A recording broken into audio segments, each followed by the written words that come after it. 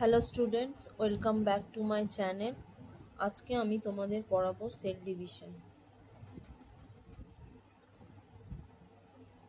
Division বা কোষ বিভাজন।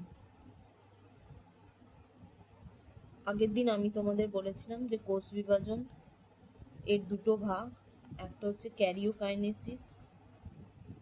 ক্যারিওকাইনেসিস বা নিউক্লিয়াসের বিভাজন,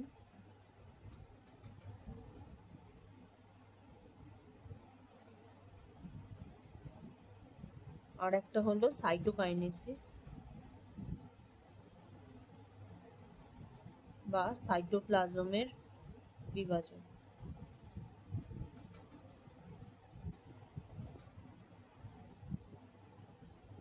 Karyokinesis means division of nucleus and cytokinesis means division of cytoplasm. তো ক্যারিওকাইনেসিসের আবার চারটে স্টেপ আছে। প্রোফেজ, বাংলাতেও এটাকে প্রোফেজই বলে। মেটাফেজ,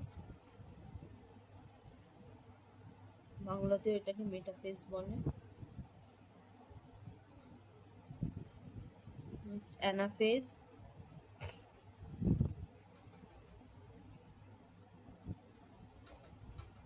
আর লাস্ট টেলোফেজ।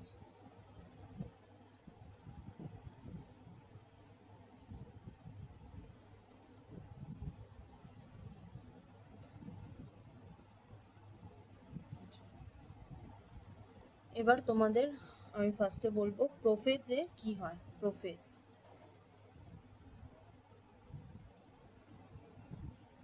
প্রোফেজে এই ধরো সেল, তো সেলের মধ্যে যে নিউক্লিয়াস আছে, তো নিউক্লিয়ার মেমব্রেনটা ধীরে ধীরে ডিসঅ্যাপিয়ার করতে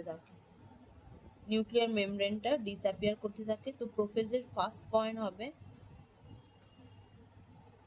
disappearance of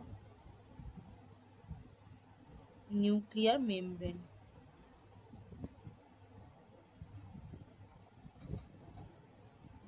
বা নিউক্লিয়ার মেমব্রেনটা ডিসঅ্যাপিয়ার করতে থাকে। সেকেন্ড, ক্রোমাটিন যে ফাইবারস আছে সেগুলো স্পষ্ট হয়ে ওঠে। তো appearance of chromatin fibres. Third, যে সেন্ট্রিওলস থাকে ওরা এটা লিখতে পারো যে স্টার্টেড ফর্মিং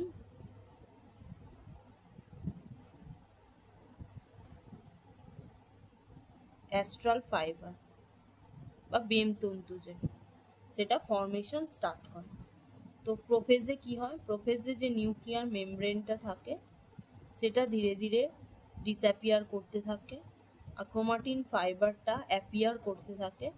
আর সেন্ট্রিওল যে দুটো ছিল, সেন্ট্রিওলগুলো স্টার্টেড ফর্মিং হচ্ছে বেম ফাইবার বা সেন্ট্রাল অ্যাস্ট্রাল ফাইবার। নেক্সট আসছি মেটাফেজে কি হয় দেখো। মেটাফেজে যে অ্যাস্ট্রাল রে, বেম তন্তু বা যে অ্যাস্ট্রাল রে, ওটা ফর্মেশন পুরো প্রপার ভাবে হয়ে যায়। দুটো সেন্ট্রিওল দুই পাশে চলে যায় আর তাদের মাঝখানে বেম তন্তুর ফর্মেশন হয়ে যায়। আর যে ক্রোমোজোম গুলো আছে সেগুলো পুরো বেসাল প্লেট বরাবর থাকে ক্রোমোজোমগুলো। তখন ক্রোমাটিন, প্রোফেজে এগুলো ক্রোমাটিন ফাইবার হিসাবে ছিল, মেটাফেজে এগুলো ক্রোমোজোম হিসাবে থাকে। আর ক্রোমোজোমটা মেটাফেজ প্লেট বরাবর, বেসাল প্লেট বরাবর বা নিউক্লিয় অঞ্চল বরাবর সাজানো থাকে। This is very important. Alignment of মেটাফেজের ক্যারেক্টার, অ্যালাইনমেন্ট অফ ক্রোমোজোমস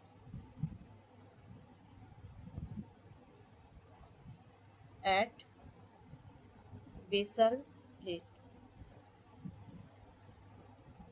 নিরক্ষীয় অঞ্চলে ক্রোমোজোমের সজ্জা। সেকেন্ড হচ্ছে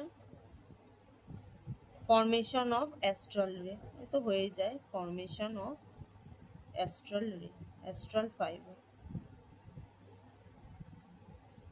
তো মেটাফেজের বৈশিষ্ট্য বলতে বললে মেইন যেটা বৈশিষ্ট্য সেটা হচ্ছে ক্রোমোজোমগুলো বেমের নিরক্ষীয় অঞ্চল বরাবর সজ্জিত হয়ে যায় আর বেম তন্তুর ফর্মেশন হয়ে যায়। নেক্সট আসবো অ্যানাফেজ। অ্যানাফেজে কি হয়?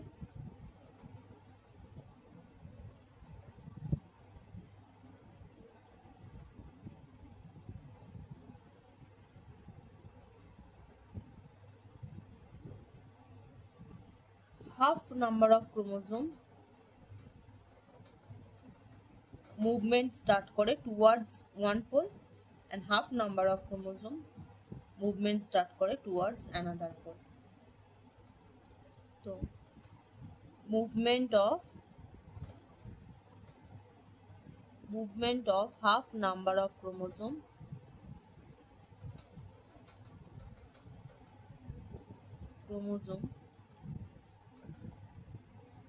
towards opposite pole বা each pole, তাহলে অর্ধেক সংখ্যক ক্রোমোজোম একটা মেরুর দিকে, বাকি অর্ধেক সংখ্যক ক্রোমোজোম আর একটা মেরুর দিকে চলতে শুরু করে, একে বলে অ্যানাফেজিক মুভমেন্ট। বাংলায় অ্যানাফেজিক চলন। This is very important. Anaphase দশার বৈশিষ্ট্য বললে শুধু জাস্ট এই পয়েন্টটা লিখলেই তুমি নাম্বার পেয়ে যাবে। নেক্সট আমরা আসছি টেলোফেজ।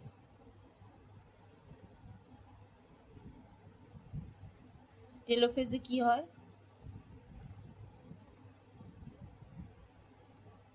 বেম তন্তুগুলো পুরোটাই ডিসঅ্যাপিয়ার করে যায়,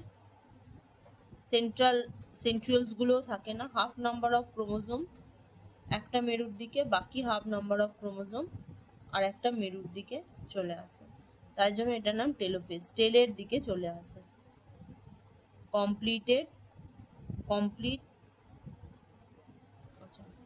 কমপ্লিশন অফ মুভমেন্ট।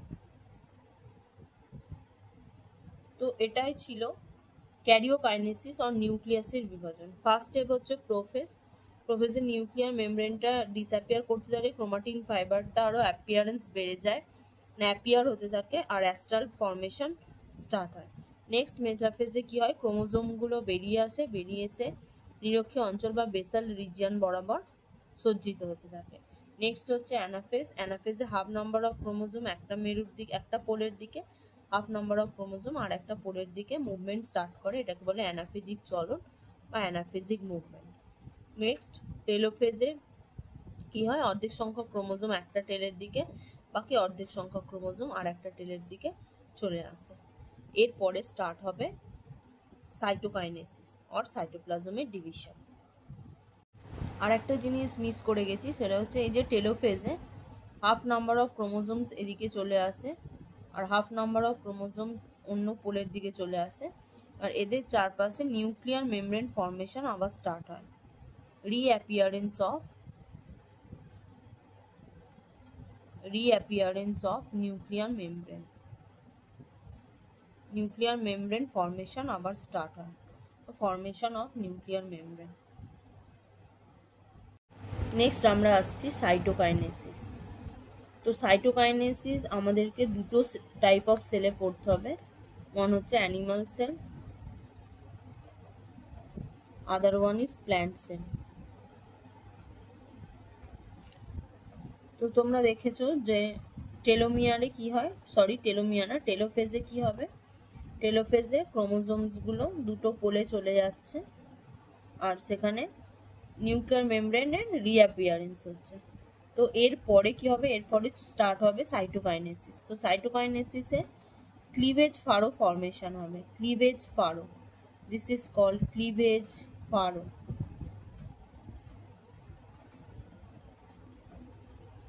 এই ক্লিভেজ ফারো ফর্মেশনটা আরো ডিপার হবে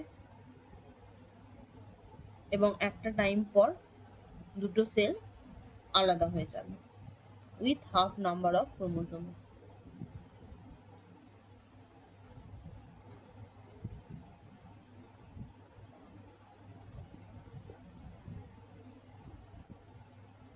তার সাথে সাথে নিউক্লিয়ার মেমব্রেনটাও সম্পূর্ণ তৈরি হয়ে যাবে। এটা নিউক্লিয়ার মেমব্রেন। তাহলে অ্যানিম্যালের সাইটোকাইনেসিসে কি হয়? অ্যানিম্যালের সাইটোকাইনেসিসে ক্লিভেজ ফারো ফর্মেশন হয়। সাইটোকাইনেসিস, ক্লিভেজ ফারো ফর্মেশন হয়। ক্লিভেজ ফারোটা আরো ডিপার হতে থাকে। ডিপার হওয়ার পর একটা টাইমে দুটো সেল আলাদা হয়ে যায়। নেক্সট প্ল্যান্ট সেলে কি হয়? প্ল্যান্ট সেলে যদি দেখো কোনো ক্লিভেজ ফারো ফর্মেশন হয় না। টেলোফেজে হাফ নাম্বার অফ ক্রোমোজোম এদিকে চলে গেল, হাফ নাম্বার অফ ক্রোমোজোম এদিকে চলে গেল। তারপরে এখানে সাইটোপ্লাজমিক প্লেট ফর্মেশন হয়। কোষপাত, সেল প্লেট ফর্মেশন হয়। সেল প্লেট বা বাংলায় এটাকে বলে কোষপাত। তো কোষপাতের ফর্মেশন হয়। তারপরে এই কোষপাতের ফর্মেশনটা আরো ডিপার হয়, হয়ে একটা টাইম পর দুটো সেল আলাদা হয়ে যায়। দুটো সেল আলাদা হয়ে যায়। This is very important. Plant সেলে সেল প্লেট ফর্মেশন হয়, কিন্তু অ্যানিমাল সেলে ক্লিভেজ ফারো ফর্মেশন হয়, হয়ে সাইটোকাইনেসিসটা হয়। নেক্সট আমি তোমাদের বলছি সেল ডিভিশন বা কোষ বিভাজন দুটো প্রসেসে হয়। দুটো প্রসেসে হয়। একটাকে বলে মাইটোসিস, একটাকে বলে মিওসিস। মাইটোসিসকে আমরা বলি ইকুয়েটোরিয়াল ডিভিশন, ইকুয়েটোরিয়াল ডিভিশন। মিওসিসকে আমরা বলি রিডাকশনাল ডিভিশন।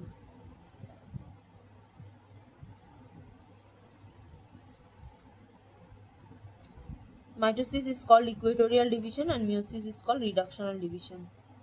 এটা হচ্ছে সমবিভাজন, বাংলাতে এটাকে বলে সমবিভাজন, এটাকে বলে হ্রাস বিভাজন। Why this is সমবিভাজন and why this is হ্রাস বিভাজন? তো দেখো, মাদার সেলে মনে রাখবে যতগুলো নাম্বার অফ ক্রোমোজোম, মানে প্রত্যেকটা ক্রোমোজোম দুটো করে সেটে থাকে, তো 2n, দুটো করে সেটে থাকে। তো মাদার সেলেও 2n থাকে। মাদার সেল থেকে যে ডটার সেল তৈরি হয় সেখানেও প্রত্যেকটা ক্রোমোজোম দুটো করে পেয়ারে থাকে। তো নাম্বার অফ প্লয়েডি হচ্ছে 2n to 2n, তাই জন্য এটাকে বলা হয় ইকুয়েটোরিয়াল ডিভিশন। বাট মিওসিসের ক্ষেত্রে কি হয়? মাদার সেলে 2n নাম্বার অফ ক্রোমোজোম থাকে, মানে প্রত্যেকটা ক্রোমোজোম দুটো করে পেয়ারে থাকে। বাট যখনই সেটা ডটার সেলে আসে তখন কি হয়? একটা হয়ে যায়, একটা সেটে আসে, n হয়ে যায়। তো 2n থেকে n হয়ে যায়, প্লয়েডি কমে যায়, তাই জন্য এটাকে বলে রিডাকশনাল ডিভিশন। আর একটা কি ডিফারেন্স বললে তোমরা এটা লিখতে পারো, আর একটা লিখতে পারো মাইটোসিস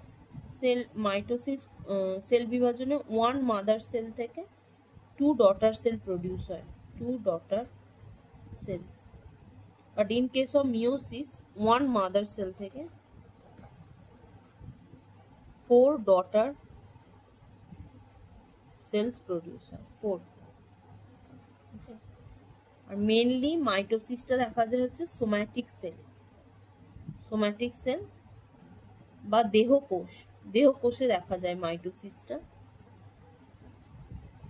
আর মিওসিসটা দেখা যায় গোনাডে, গোনাড সেল, গ্যামেট ফর্মেশনে হেল্প করে, গ্যামেট ফর্মেশনে হেল্প করে। আশা করি ভিডিওটা তোমাদের খুব ভালো লেগেছে। ভালো লাগলে অবশ্যই কমেন্টে জানিও, আর বন্ধুদের সাথে অবশ্যই শেয়ার করো, পারলে সাবস্ক্রিপশন করে দিও। Thank you.